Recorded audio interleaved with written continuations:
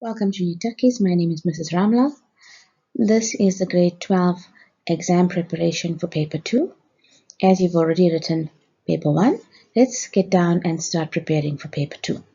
In this paper, you will be tested on DNA code of life for 27 marks, meiosis 21 marks, genetics and inheritance 48 marks, and evolution 54 marks. That will give you a total of 150. So that's what you will find in your paper 2. Let's look at the structure of the paper. It'll be the same as paper 1. You'll have section A, the short answer questions, multiple choice, terminology, column statements, matching items, 50 marks. B, you get a variety type questions, 2 questions of 50 marks each, divided into a number of sub-questions, and that will give you 100 marks.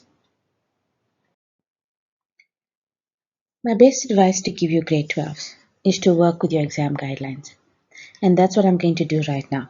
I'm going to work through and revise with the exam guidelines and give you some tips as well as we go along. Right. Now, we know DNA is 27 marks. Let's look at what you need to know. You need to know about the ribosome. That is the organelle where protein synthesis takes place. Cytoplasm, that is the place in which the ribosome is found, and the parts of the nucleus. You must know there's 2 types of nucleic acid, DNA, RNA. Make sure you know what they stand for. Deoxyribose nucleic acid, RNA ribose nucleic acid. This is very important. Nucleic acids consist of nucleotides. Make sure you know that. That will come out in your terminology. Right, let's look at the location of DNA. You know you have DNA in the nucleus, that's called nuclear DNA. That's made up of genes on the chromosomes. Mitochondrial DNA that plays a role in evolution and ancestry. And then present in the chloroplast, there you get chloroplast DNA. Now, let's look at the history of the DNA molecule. We know Watson and Crick won the Nobel Peace Prize for discovering the shape of the DNA, and they discovered the base pairing. But it was actually Dr. Rosalind Franklin who took a photo of the DNA by X-ray diffraction, and Maurice Wilkins stole her photo and gave it to Watson and Crick. You must know the shape of the DNA is a double helix, not just a helix, a double helix, and that the helix is made up of DNA nucleotides, that there are 4 nitrogenous bases, adenine, thymine, cytosine, guanine. Always know adenine and thymine pair with each other, guanine and cytosine pair with each other. And when you are labeling the DNA, you will label that sugar on the DNA as deoxyribose sugar. And the round parts will be the phosphate portion or group. What are the functions of DNA? Makes up genes which carry hereditary information, contains coded information for protein synthesis. Learn the work on the exam guidelines word for word. There's a reason why it's called an exam guideline. DNA replication. You must know the process of DNA replication. When in the cell cycle does DNA replication take place? Where in the cell does it take place? How DNA replication takes place. You don't have to know the names of enzymes and the significance of DNA replication. You must be able to interpret DNA profile. A DNA profile is a pattern of black bars left on an X-ray film, and you must know the uses of DNA profiles. Advantages of using DNA profiles and disadvantages. Now, uses of DNA profiles, you can say it's used to determine inherited genetic disorders. It is used for tissue matching for organ transplants. It is used to identify unrecognizable bodies. That's the uses. Also, it can be used to solve crimes and for paternity tests or missing relatives or lost relatives. Now, against the use of DNA profiling, look, a DNA profile, if you have to set up one, it's a violation of human rights. It's very expensive. The information can be hacked, and human error can occur because human beings are doing the test. And of course, it's very expensive to set up as well. Okay, and also people can be framed. Right, DNA samples can be laid at a crime scene. Can be put at a crime scene or planted at a crime scene to frame people. Right. Here I've included DNA replication. You are required to know what phase, it's controlled by processes, where it occurs, and then here's each step. My advice to you, please memorize this word for word. Don't forget to say free DNA nucleotides. Okay, so make sure you memorize DNA replication and go prepared in your exam. All right, let's look at location of the RNA. mRNA is formed in the nucleus and functions on the ribosome. tRNA is found in the cytoplasm. RNA is a single-stranded molecule made up of nucleotides. It has the 4 bases except that uracil replaces thymine. When you're labeling the RNA, you will not label it any other sugar, but you will call it ribose sugar, and still remember the round structures on the side are the phosphate group. What's the function of RNA? RNA plays a role in protein synthesis. Now you are going to be asked questions on protein synthesis. My best advice to you is here is the role of transcription and translation. If you asked the role of DNA or tRNA, it is here in this answer as well. But please, this is the exam guidelines. This is what you need to write down if you are asked transcription and translation. So make sure you memorize this and you go into your exams knowing this work well. Right, let's look at meiosis. Here, you must know the structure of a chromosome. It consists of DNA, which makes up genes, and it's made up of proteins. Number of chromosomes in the cell. Humans have 46 chromosomes in a somatic cell. Chromosomes are made up of single threads that become double, 2 chromatids joined by a centromere as a result of DNA replication. Haploid and diploid you must know. You must know what a sex cell and a somatic cell is. Gonosomes are sex chromosomes and autosomes. And you must know the process of mitosis. Now meiosis. What is meiosis? Meiosis is reduction division. It takes place in the ovary and the anther in plants and in the testes and the ovary in animals. It's a continuous process. Now what happens at interphase? We already know DNA replication takes place, where the unreplicated chromosomes become replicated. Here it says single threads become double. Okay. Now, what's the purpose of DNA replication? Doubles the genetic material so it can be shared by the new cells arising from cell division. Make sure you learn this. Remember, meiosis 1 and meiosis 2, you must have the numbers 1 and 2 in your answer. Right. Prophase 1, we know what happens there. Crossing over. Make sure you know crossing over. Metaphase, what happens at metaphase? Random arrangement of chromosomes. It also happens at metaphase 2. Right, so both metaphase 1 and 2 and prophase 1 brings about genetic variation. Make sure you will be able to distinguish between meiosis 1 and meiosis 2. Meiosis 1, you'll always use the word homologous chromosomes. Now remember, homologous chromosomes have the same size, have the same shape, have the same centromere position, have the same gene locus. So here you'll always be using homologous chromosomes at meiosis 1, and at meiosis 2 you will notice you're always using the word single chromosomes. What's the importance of meiosis? Production of haploid gametes. Having effect of meiosis overcomes the doubling effect of fertilization, maintaining a constant chromosome number from one generation to another, and what brings about genetic variation, crossing over, and random arrangement of chromosomes at the equator. Now, you must know non-disjunction. Non-disjunction you've learned at chromosome 21. Non-disjunction is the failure of a chromosome to separate at anaphase 1 or anaphase 2. And that will lead to a gamete, abnormal gamete with 24 chromosomes, fusing with a normal gamete with 23 chromosomes, which will lead to a person being born with Down syndrome or trisomy 21. Also make sure you know the picture of chromosomes from biggest to smallest, that's a karyotype.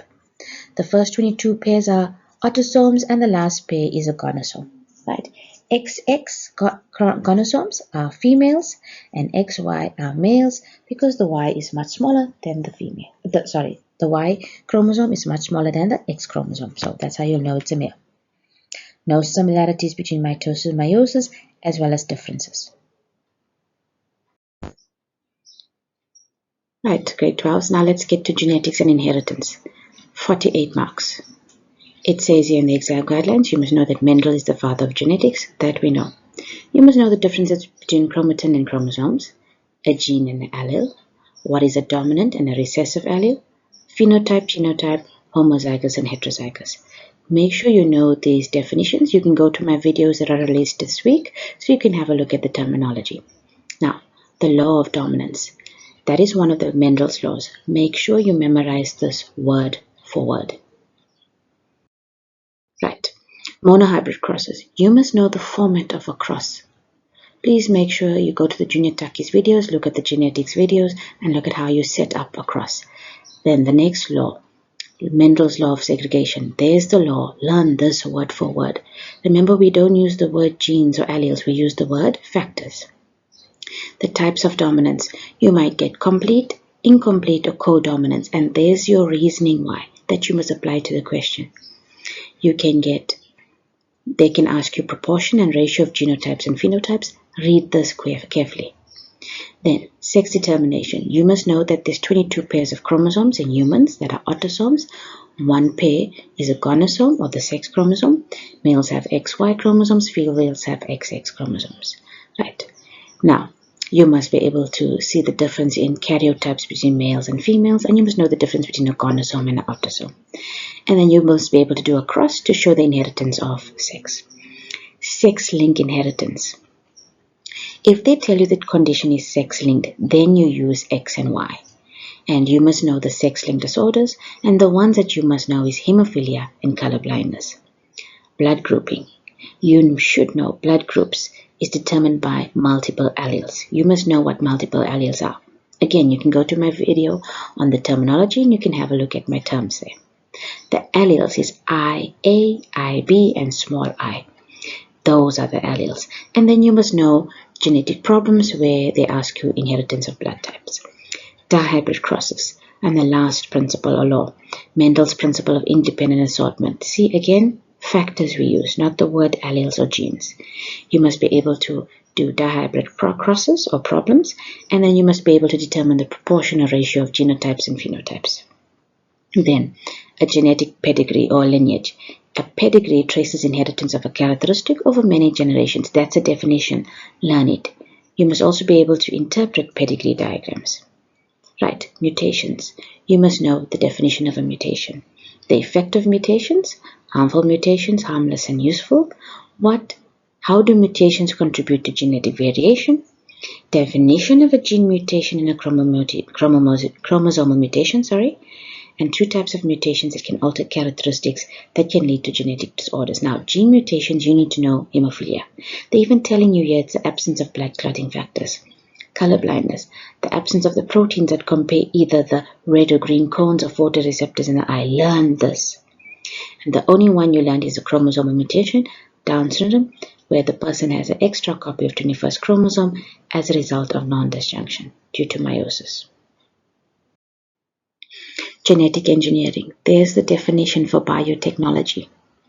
Biotechnology, manipulation of biological processes to satisfy humans' needs. Then you must know stem cell research, sources and uses of stem cells.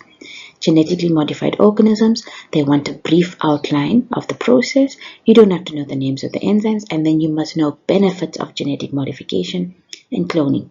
Outline the process and know the benefits. Paternity testing. How blood grouping is used in paternity testing and how DNA profiles can be used in paternity testing. And lastly, with genetics, how mutations in mitochondria can be used to trace female ancestry. So use this as your checklist when you're done with genetics. Make sure you memorize everything word for word. And now the last section, evolution. 54 marks. You must know the definition of a biological evolution, which is a change in characteristics of a species over a long time.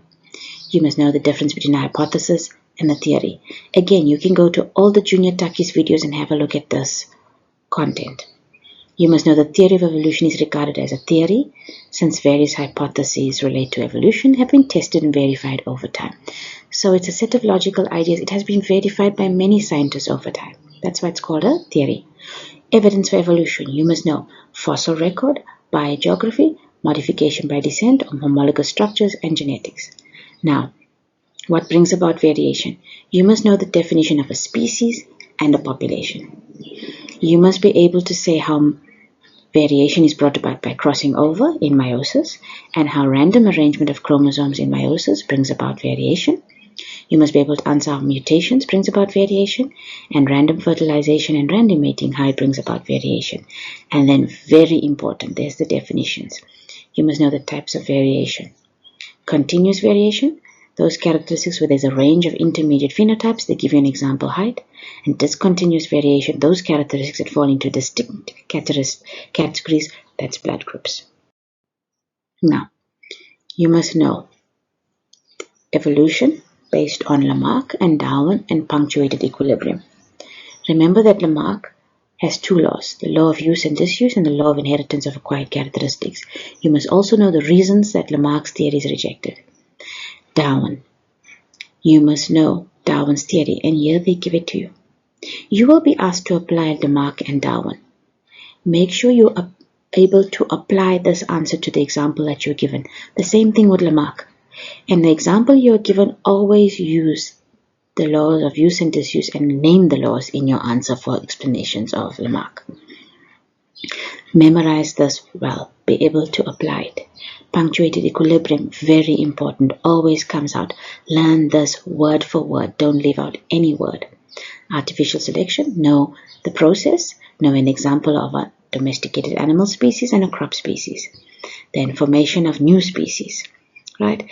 What are species? You must know the definition of a species, you must know speciation and the effect of speciation and extinction on biodiversity. Speciation through a geographical isolation, very, very important. Learn this word for word, but make sure you are able to apply it. Also, my advice is always mention the geographical barrier and what the favorable characteristic is or the environmental pressure. Then, you must be able to discuss speciation by referring to the Galapagos finches, tortoises, the baobab trees, the proteas in South Africa and Australia, or any other example on different land masses. Then, mechanisms of reproductive isolation. You must know this well. You must be able to explain the mechanisms, how breeding at different times of the year brings about reproductive isolation, how species-specific courtship behavior also does that, how each of these isolation mechanisms prevent the organisms from reproducing with each other. Very important. You must know evolution in present times. You must be able to use any of these examples here. Insecticides, TB bacteria, the HIV bacteria, and then the bill, beak, and body size of the Galapagos finches, how that has changed in present times. You must be able to explain any one. And then the last thing, let's go to human evolution. You must be able to interpret a phylogenetic tree. You must know characteristics humans share with the African apes. You must know the differences that humans and African apes have. And you must be able to explain each one of this. You will be able to find this content in the Junior Takis videos. You must know the evidence that proves that organisms that support the idea of common ancestors. You must be able to explain fossil evidence, right? You must be able to explain evolutionary trends in Ardipithecus, Australopithecus, Homo. Then you must also be able to we must be able to explain how the age of fossils, right, explains fossil evidence, how it can be used to link these organisms and show the evolutionary trend in humans. In evolutionary trend in humans, we're talking about how the ancestor changed to become more human-like. So you must be able to explain how all of these lines of evidence prove the anatomical features that we share. Now, you must also be able to talk about the fossil sites, right? The cradle of humankind. You must know the scientists that discovered them. You must be able to discuss genetic evidence, which is mitochondrial DNA, and cultural evidence tool making. So, this we'll discuss more, but you must know the fossils of Ardipithecus, all the Australopithecus and Homos.